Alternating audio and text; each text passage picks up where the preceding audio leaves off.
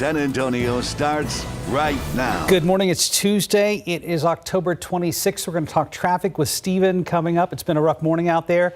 And then talk about the arrival of that big cold front, which is in the forecast with Justin Horn. Yeah, we're excited about that. For now, we're going to talk about some COVID testing requirements for travelers. Yeah, some changes here. The U.S. will apparently roll out a new travel system in 2 weeks that will open borders up for millions of unvaccinated international visitors. The system launching November 8th will end the U.S. travel ban that has been in place for dozens of countries since the start of the pandemic. And it'll also make re-entry more challenging for unvaccinated U.S. citizens and permanent residents and establish stringent testing requirements for the rare unvaccinated foreign nationals allowed to visit. So here's what the White House is saying. For anyone traveling to the U.S. who cannot demonstrate proof of full vaccination, they will have to produce documentation of a negative test within 1 day of departure instead of the current 3 days. And fully vaccinated Americans will still have a 3-day window for COVID-19 testing with negative results. But if they are not able to show proof of vaccination, they too will be subject to the 1-day testing requirement. Also of note in this article from USA Today, with few exceptions, only foreign nationals with vaccinations approved for emergency use by the World Health Organization will be allowed to board planes to visit the United States. There's a couple of exceptions, though, that travelers with some medical conditions, including people who have severe reactions to the COVID vaccine, will also be exempt from the vaccination requirement. Children under the age of 2 will not need to test for COVID. And new travel rules will also take effect for foreign nationals arriving by land or ferry from Mexico and Canada. Starting November 8th, fully vaccinated foreign nationals can cross the land borders for non-essential reasons such as tourism or visiting friends and family. But again, this article from USA Today today. All starting in November. And for now, let's look at today's 9 at 9. Underway right now, an investigation into what led up to a deadly shooting inside of an Idaho mall. 2 people are dead and at least 4 others are hurt, including a police officer. The suspect was shot by police and is in the hospital. The officer who was injured has now been released from the hospital. A motive is still unknown. Millions across America are facing threats of severe weather this week. A powerful nor'easter is bringing torrential rain and high winds to parts of the Northeast. Meanwhile, severe weather is expected across the Midwest today and tomorrow, including here in San Antonio. This as snow blankets parts of California this morning. Today, FDA advisors will meet specifically on the Pfizer COVID-19 shot to weigh a potential emergency use authorization for children ages 5 to 11. Pfizer claims its vaccine is nearly 91% effective in preventing the virus in children. Officials hope to have full approval by early November. The clock is ticking for the White House's major economic and climate package. President Joe Biden wants to close the deal before he takes off for a big foreign trip later this week. Democrats in Congress say they're optimistic an agreement can be reached, but there are still key details to work out. Production on the movie Rust is wrapping up indefinitely. A letter informed cast and crew this weekend that production would stop until the investigation is complete. The letter coming after actor Alec Baldwin shot and killed a cinematographer with a prop gun, which he was told was safe. One other person was also shot. New survey shows 6 out of 10 Americans believe global warming is speeding up. 59% of Americans said the Earth's warming was very or extremely important to them as an issue, up from 49% in 2018. This new survey was released as President Biden prepares for a UN climate change summit later this week. More than a month later, the volcano in La Palma, Spain, continues to spew lava. Parts of the volcano's main cone have started to collapse. Thousands have evacuated from the towns below. Spain's prime minister has promised to speed up aid to hard-hit fishing and farming industries. Tesla is now the 6th company in U.S. history to be valued at $1 trillion, more than the 11 largest global automakers combined. Apple remains the most valuable company in the world at $2.5 trillion. Microsoft right behind at $2.3 trillion. The Houston Astros are headed to the World Series today after beating the Boston Red Sox Friday to win the American League Championship Series. The Astros will be facing off against the Atlanta Braves, and that's today's 9 at 9. Go Astros. Yeah, a lot of excitement there. Excitement in a few days when that cold front comes, but now it's kind of humid out there. T-minus 24 hours, we get rid of the humidity. But it comes at a cost in the sense that we're going to get some thunderstorms and some gusty winds with all of this as this storm system moves through. Right now, still muggy out there. Temperatures are at 75 degrees, southeasterly winds at about 7 miles per hour. Dew point is at 72, so there has been a little bit of fog out there this morning too. Not necessarily here in San Antonio, but across parts of the area. Temperatures up around 86 degrees this afternoon. There is a small chance for a shower, maybe a few sprinkles today as some moisture comes in from the Pacific and moves across our area. There's a look at the cloud cover. You see some of those showers out there in Mexico. Again, some of that may work into the area. If you see anything today, it's going to be light. It's not going to add up to much. Here's what we're watching, though. That system back out to the west, that is the one that will bring the big changes and that chance of storms tonight. Here's a look at the headlines. Lots of clouds. Again, a shower today.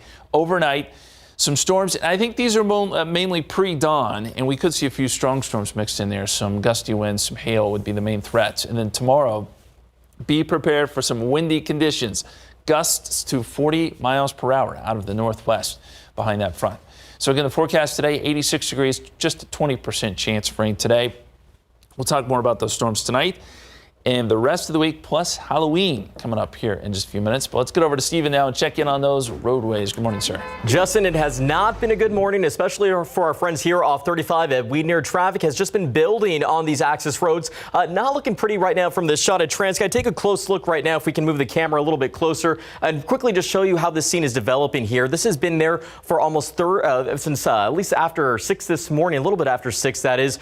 Now, we know that this crash has caused, involved an 18-wheeler and has caused a portion of 35 to be closed off right now. You can see that we have had first responders out there for now several hours. I was just talking to our friends at TransGuide. They say expect this closure for several more hours. This is due to a possible diesel spill. We are working to get that information confirmed here, but you can see that traffic is building in those access roads, so it's not looking good there. As we take a quick look here at the map, I-35 northbound at Weed, traffic now moving a little bit more quicker there at 37, but not very fast right now, so pack your patience. It has been a pretty busy morning there on the northeast side, and we're going to continue to track those problems throughout the morning. So make sure that you stay with us here for GMSA and throughout the morning, but more importantly on air and online for the very latest on this developing story. Mark, Stephanie.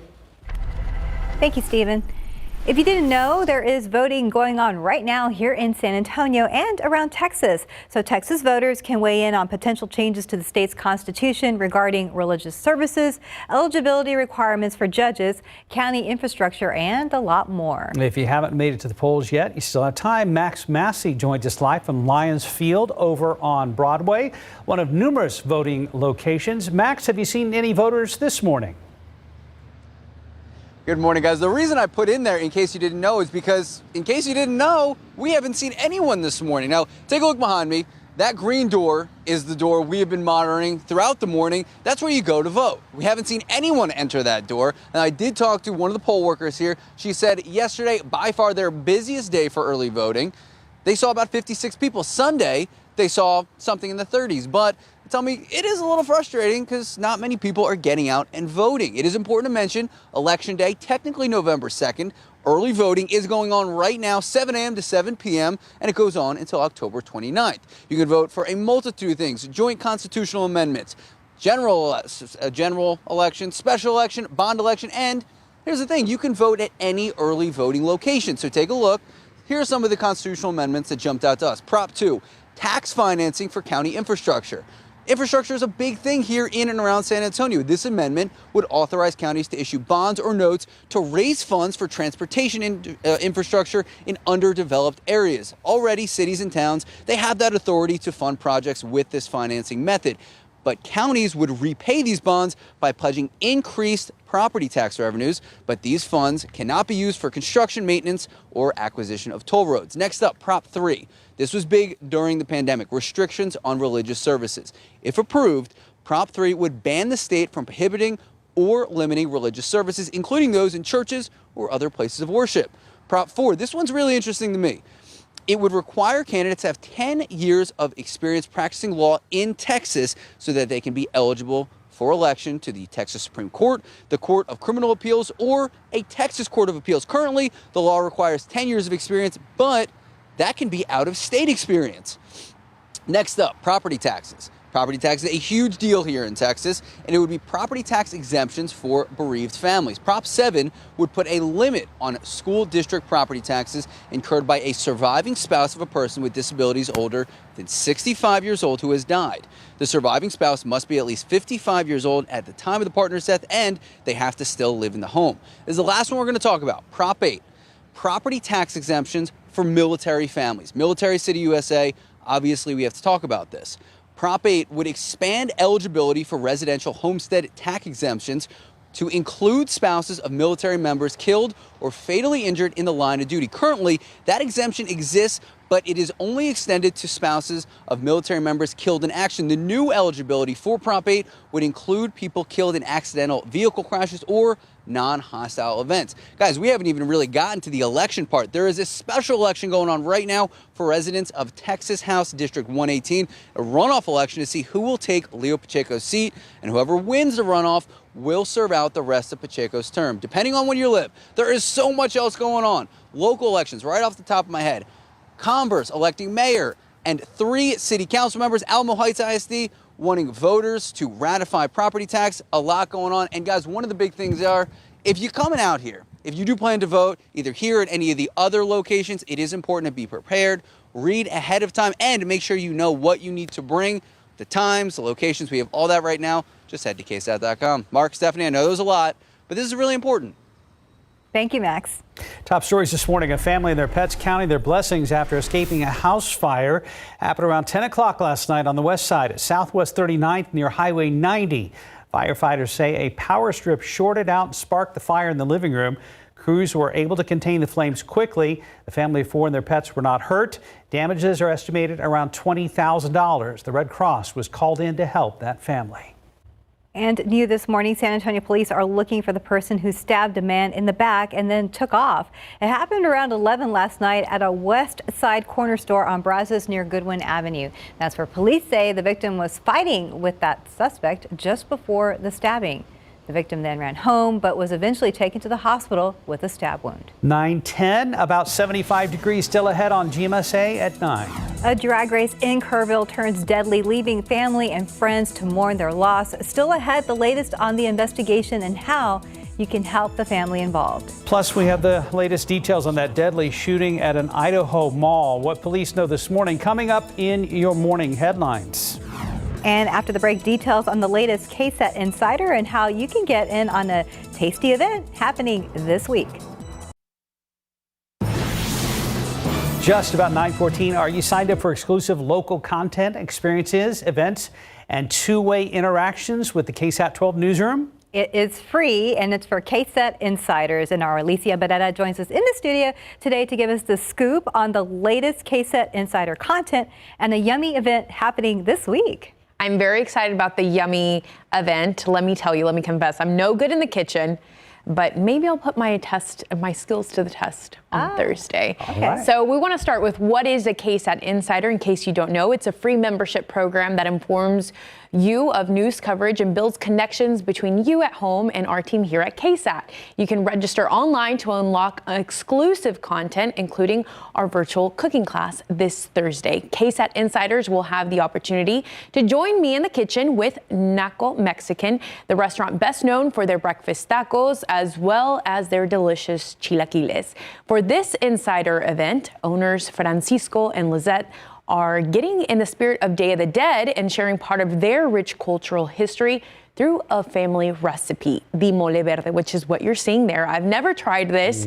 This is only in specific regions of Mexico. I guess the more traditional would be the red mole. Tickets are less than $10, and it's happening this Thursday at 7 p.m. So you want to get those tickets now. As an insider, you'll also get early access content like our quiz to get to know our newest KSAT member, Night Beat anchor Stefania Jimenez. Stefania shared some behind-the-scenes information in a Q&A email last week, and now we're testing your knowledge and guessing skills to see how well you know her. Tune in to KSAT News Now, Wednesday at 11 a.m., so tomorrow, on KSAT.com, where Stefania will share the correct answers and the stories behind them. So again, with KSAT Insiders, it's a good way just to, more like a one-on-one, and then we'll be sharing Stefania's answers, which are a lot of fun, tomorrow on KSAT News Now. Awesome. That's cool. We'll see who's been reading up on it. Exactly. It'll be a good one. Thank you, guys. The quiz is forthcoming. Thank you very much, Alicia. Justin joins us now with an update on that cold front, and this is another one of those where it's just going to be like, it's going to be like wham. You're going to feel the difference. I wish I could say we're going to get more rain out of it. I don't know that we're going to get a ton of rain here in San Antonio, but we will get some gusty winds by tomorrow, some cooler air, and some cool mornings ahead. So that's the good news here. Let's take a look outside. We've got some cloudy skies at the moment. A lot of humidity. Temperature is sitting at 75 degrees at the airport. And we still have a south-southeasterly wind at about 9 miles per hour. Obviously, the dew point is way up there. No issue with visibility here in town, but we have had some fog around the area. Again, nothing here in Bexar County. But as we zoom out, we did have some issues down around Kennedy and Beeville. Those have since resolved, so we're not dealing with any issues at this hour. 72 degrees, Kerrville, 72 in Rock Springs, 77 in Carrizo Springs, 76 in Gonzales. It's a warm, muggy morning. We've been here for, like a week now, right? So we're used to this. It's all going to change as we get into tomorrow. A lot of cloud cover. There is a little bit of shower activity out in Mexico. This is what's left over from that Pacific hurricane. Some of that moisture is streaming in, but it's not going to give us a lot of rain today. Just some sprinkles, maybe a couple of showers as that energy passes overhead. It's some high-level moisture. We're going to focus on what is back here over parts of the Four Corners region. That is our next storm system, and that is what is going to drive through the front and bring that line of storms overnight tonight. So here's the setup, and I mentioned some of that moisture coming in from the Pacific. And the severe weather risk tonight, there is a pretty good risk of some strong storms, Abilene, Wichita Falls, up to parts of Oklahoma. For us, we're on the tail end of things. So just a marginal risk here in San Antonio. If you're in the hill country, maybe a little bit more elevated as far as the risk for some gusty winds and hail. That's a 2 on a scale of 1 to 5. So it's still low end, but it is there. As we get into tomorrow, that risk shifts east. So some of our eastern counties will get in on the threat for a few strong storms. I'd say mid-morning tomorrow before it all sweeps east tomorrow afternoon. Here's a look at the forecast. A couple of showers. This is around 2 o'clock. See some activity here on the radar. As we get towards 6 o'clock, still a few showers as that Pacific moisture is still streaming over top of us. Maybe a little bit of clearing before here comes the front, that line of storms I'm speaking of. 3 a.m., storms building in the hill country, and that's where we could see some of those stronger storms. By 5 a.m., this is starting to work its way into San Antonio. So pre-dawn, if you're leaving early for work, you could have some issues here with some of these showers and storms. By 7 o'clock, these are sweeping east into our eastern counties and then out of here by midday, and then we get the gusty winds in the wake of this system. As far as rainfall goes, we're not expecting a whole lot. This is quick moving, broken line. I'd say here in San Antonio, 1/4 to 1/2 inch. As you go north and northeast, you'll have some higher totals, maybe up to 1 inch in some of our far northeastern counties. If you're down to the south and southwest, not much. And for that reason, we have a fire weather watch in effect tomorrow for our western counties. For wind gusts, 15 to 25, gusting to 35. But humidity will be low, and these are areas that have not received a whole lot of rain. So there is a fire risk there. Wind gust forecast here in San Antonio. So gusts, I think, tomorrow up to 35 miles per hour. I would not be surprised if we saw a few gusts up around 40. Winds are breezy today, but they pick up even more tomorrow behind that front. So the forecast, we're up to 86 today, 20% chance of rain, southeasterly winds 10 to 15. And then tomorrow, tonight we have the 60% chance of storms. And then tomorrow, some gusts up to 40 miles per hour, clearing 79 on your Wednesday, 79 Thursday. Still breezy. We get some great mornings, temperatures in the 40s Friday and Saturday morning. Halloween at this point is looking pretty good. It's not going to be terribly cool, but it won't feel bad for when the kids go out trick-or-treating. The rest of the forecast looks great, but we're going to keep a close eye on tonight, guys. We'll keep you posted if there are any warnings. All right, we'll be on the watch out for it. Thank you, Justin. Yep. Thank you, Justin. 9:20, about 75 degrees. And a couple of extreme couponers now have a ticket to prison. Details about their multi-million-dollar fraud scheme next in your morning headline.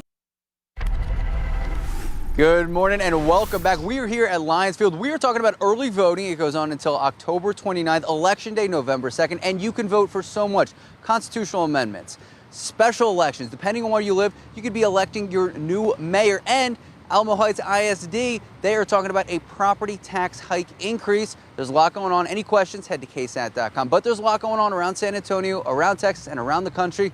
Time to dive into the morning headlines. We are starting in Idaho, and we're talking about a deadly shooting inside a shopping mall this morning. People in Boise, Idaho saying they are in shock after a deadly shooting at this mall. 2 people killed, at least 4 more injured, including a police officer. Clearly a terrifying situation. Mall security sending out alerts, sending shoppers running for cover inside stores, others huddled together outside.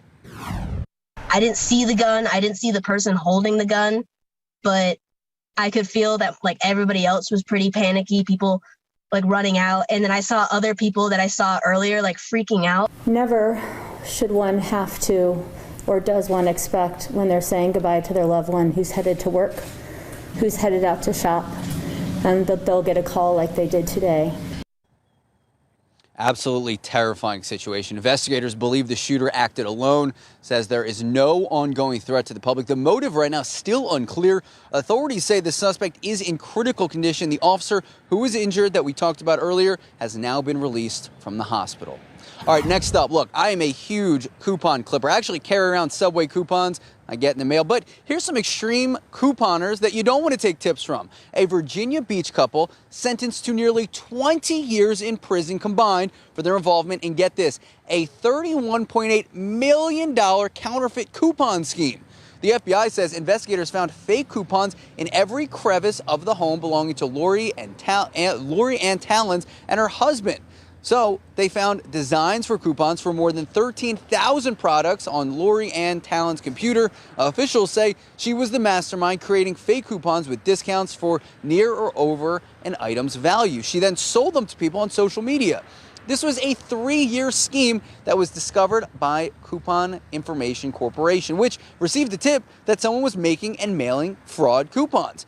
In September, Talons was sentenced to 12 years in prison. Her husband given 7 years, and that's because authorities say that the husband was aware of and even profited from this multi-million-dollar coupon scheme.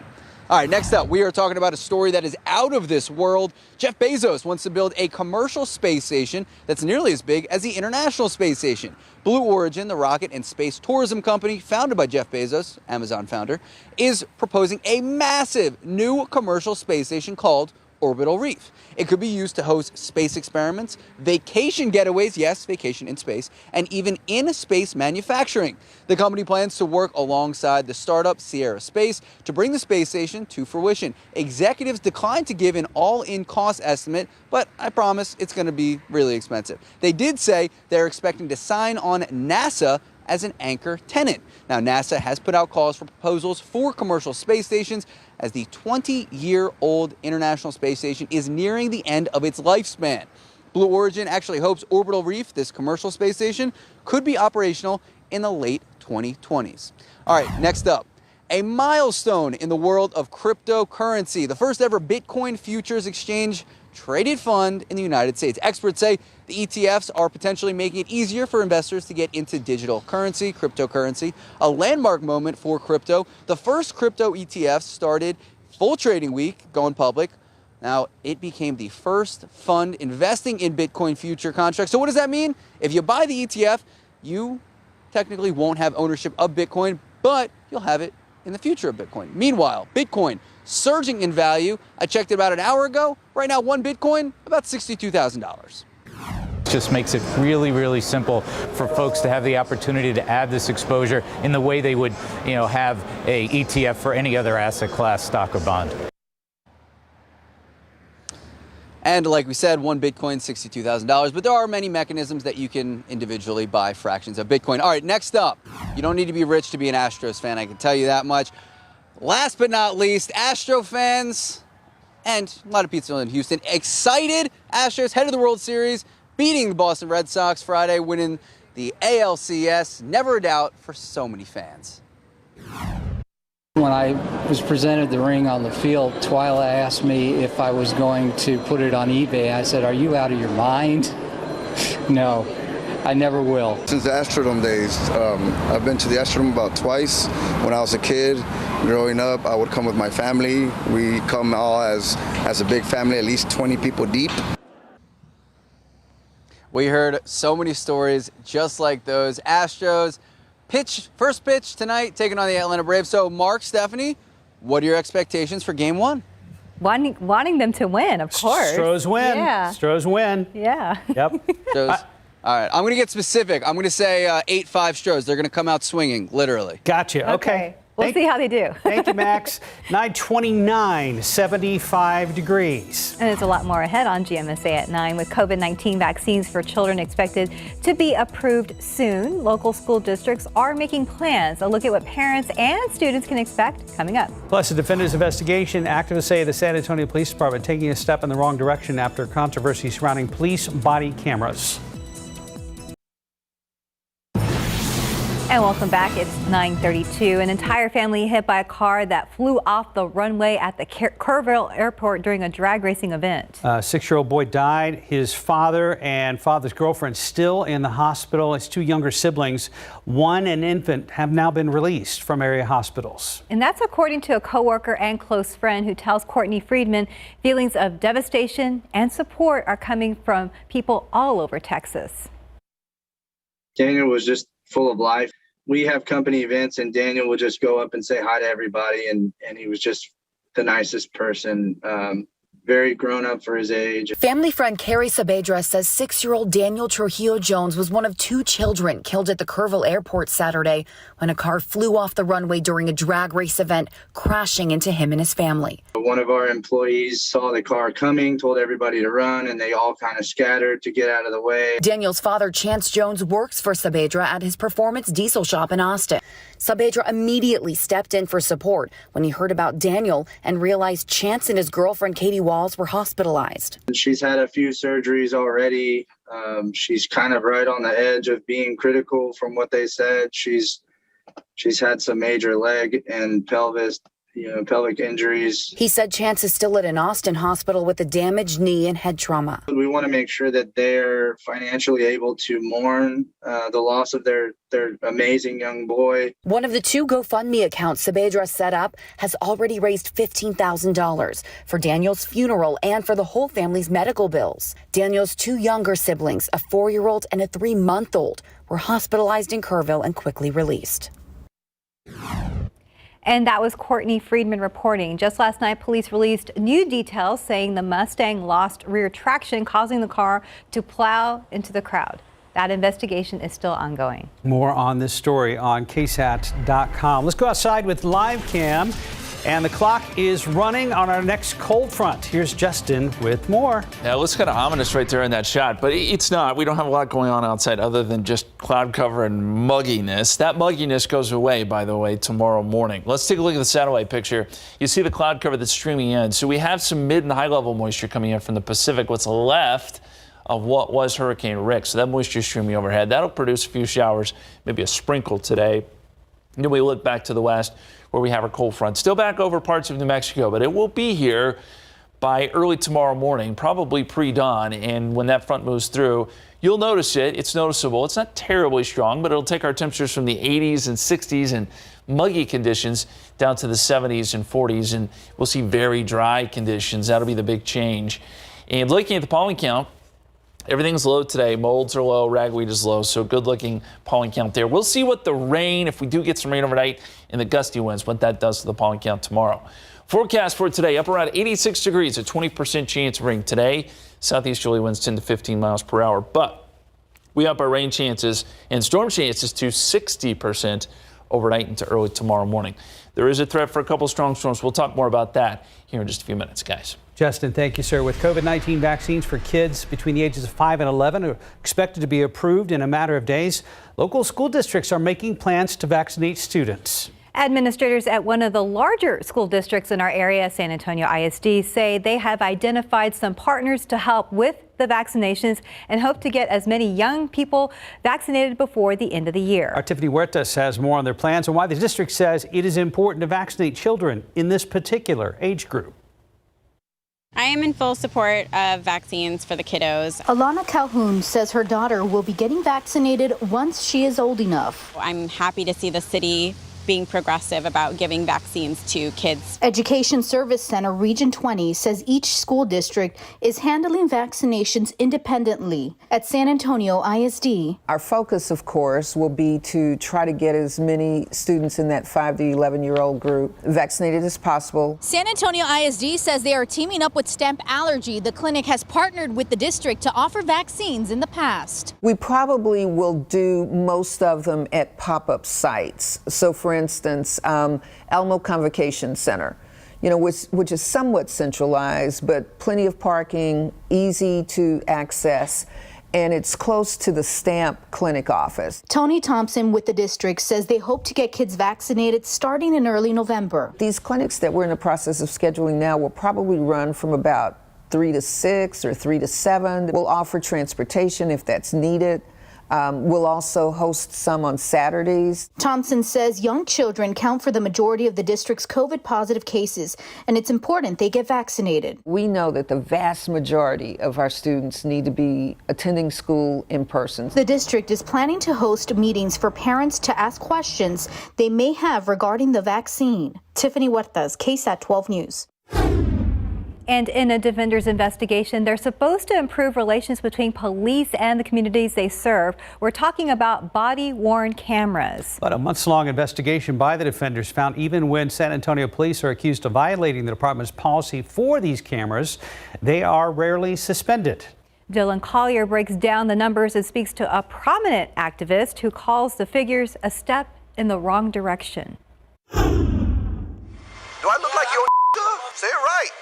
Put an R at the end. Years after this audio was made public, it continues to shock the conscience, not only by the racial slurs that cascaded from San Antonio police officer Tim Garcia's mouth in the summer of 2018 while confronting a young black man at a downtown mall, but because of the fact that Garcia was able to win back his job the following year. The department's failed attempt to keep him off the force would have likely not even reached that level had Garcia failed to turn on his body-worn camera. Part of this changing the culture of policing is making sure that those that are committing misconduct are being disciplined for their actions.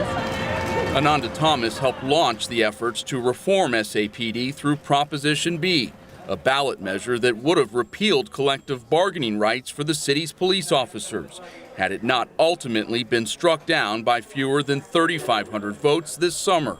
Thomas now serves as executive director for Act 4 SA, an organization continuing the push to reimagine public safety in San Antonio. The point of body cameras is transparency and accountability, and that's to the entire community. Data provided by the department shows from June 2018 to this June, SAPD officers recorded over 5.6 million videos, resulting in 256 allegations of body-worn camera violations. In only 42 of those cases, about 16% of the time, was an officer actually suspended 1 day or longer. Suspension records show these violations are often tacked on to other rules infractions, or amount to just a couple days of no pay. SAPD officials refused to make anyone available to speak on camera for this story, but in a written statement defended the low suspension numbers, pointing out that the circumstances surrounding a specific violation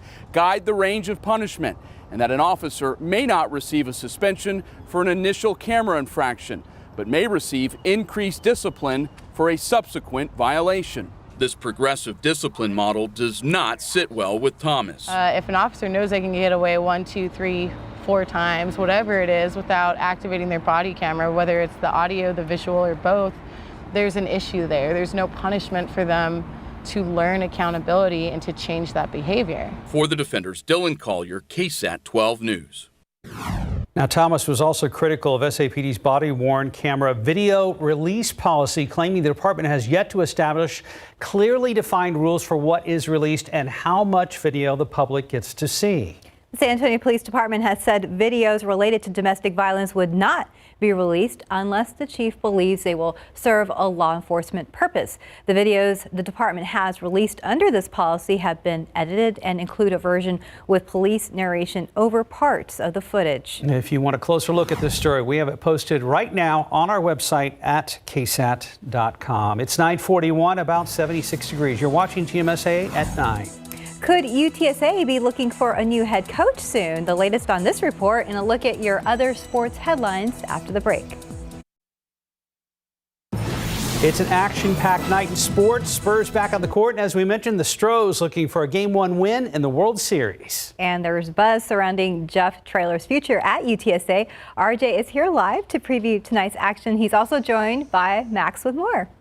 Yeah, guys, and really, let's start right there with the Jeff Traylor story, because this all kind of developed over the past 24 hours or so. This all started with Texas Tech. They have decided to fire their head coach, Matt Wells. I wonder, David Sears is off this week. I wonder if he had some thoughts on that. I'm sure he did. But now the report is that they have set their sights on Jeff Traylor. Yeah, he's definitely not. So they've set their sights on Jeff Traylor. Max, what are your thoughts here on UTSA and what they have to do in order to keep their head coach? First off, nothing but love for UTSA. They have been killing it. Sincere McCormick, your guy, he has been playing off the chain, up and down the field. I mean, Frank Harris, the defense coming up huge the last few games. It's really been impressive. And all of that really is a testament to Jeff Traylor, the culture that he brought to this program. I mean, you just listen to how emphatic he is after these games, before the games. What's the phrase that we love, RJ? Don't eat the cheese. Don't eat the cheese. I mean, just telling these guys, don't eat the cheese. You know, you take every win, but they all said yesterday, we heard it, they have bigger pictures in mind. They're already looking at that New Year's Six bowl game possibility. You got UTEP on ESPN2. Well, I mean, it really is so exciting. But in terms of keeping Jeff Traylor, they're going to have to make it good. Yeah, and that's the thing. In terms of keeping him, what are they going to have to do? And obviously, it's going to be a financial commitment by the university. Obviously, Tech can pay Jeff Traylor more than UTSA can at the moment. So we'll see if UTSA can step up there. As far as Jeff Traylor, he said he loves being in San Antonio. He loves coaching UTSA. But we will see, because, of course, Texas Tech is in the Big 12, and we'll see how all that coaching movement kind of goes along here. So, all right, guys, moving on to the Spurs. Well, now UTSA is in the AAC. So we're good. That is true. Okay. Moving on to the Spurs here. They are taking on LeBron James and the Lakers tonight, looking for a big bounce back win. And the Spurs, again, back-to-back losses against a couple of tough teams. Another tough team coming into town here. Max, what are your thoughts on this matchup tonight here at home? I think the Lakers kind of bounced back last game, but they needed 28 points from 45-year-old Carmelo Anthony. I think that the Spurs are great here at home, bounce back win. We listened to Pop the other day. He could not be more proud of this team. You know, Doug McDermott coming off and getting what? He went three. He started three points, from three. Yeah. Yeah, just phenomenal all around. You never know which of these guys is going to pop off for 28 points. There is so much energy, great defense, fast breaks. Got to say, one of the most exciting teams in the league. Yeah, definitely. So we'll see if the Spurs can take care of business there tonight at home at the AT&T Center. Tip-off there for Spurs-Lakers, 7:30. Always a good time when LeBron James come into town. Okay, so the Houston Astros back on the diamond tonight in their quest for the second World Series title after winning in 2017.